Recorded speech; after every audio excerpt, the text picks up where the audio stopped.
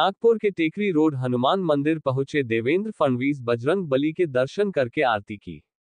कहा, बजरंगबली बुद्धि और बल दोनों देते हैं, हमारे लिए बुद्धि और विरोधियों के लिए सद्बुद्धि मांगी। शरद पवार निराश हैं, हार की हताशा ने जीवंतता दिखाई। जब जब मोदी का अपमान हुआ है, हमने बड़ी जीत हासिल की है। उद्धव ठाकरे जब मुख्यमंत्री थे तब का एक काम करके दिखाएं, मुंबई में एक काम करके दिखाएं। वे 25 साल तक मुंबई महानगरपालिका की सत्ता में थे। उद्धव ठाकरे अपने मुंह की बात से आगे कुछ नहीं कर पाते। मैं आपको उद्धव ठाकरे का भाषण ज्यो का त्यों दिखा सकता हूं। हनुमान जयंती आहे आणि हनुमान जयंतीच्या या पर्वावर नागपुरातल्या अतिशय प्रसिद्ध असलेल्या या टेकडी लाईनच्या हनुमान मंदिरामध्ये मी दर्शन घेतलेलं आहे आणि बजरंगबली बुद्धीही देतात आणि शक्तीही देतात। त्यामुळे त्यांना शक्ती मागितली आहे।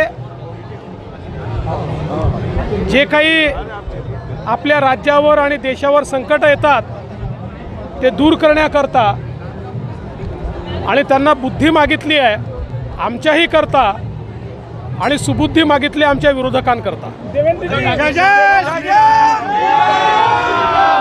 शरद पवार ने पुतिन की उपमा दी है नरेंद्र मोदी को, क्या कहेंगे? देखिए, ये सारे के सारे निराश लोग और इनको हार की हताशा ने गाली गलौज पर उतारा है।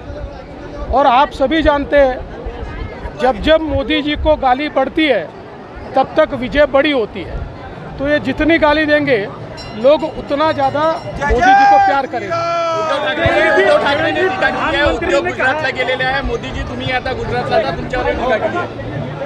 असं आहे, मी पुन्हा एकदा सांगतो, उद्धव ठाकरेंनी महाराष्ट्रामध्ये एक केलेलं काम दाखवा। एक 2.5 वर्ष मुख्यमंत्री असताना त्यांनी केलेलं एक काम दाखवा।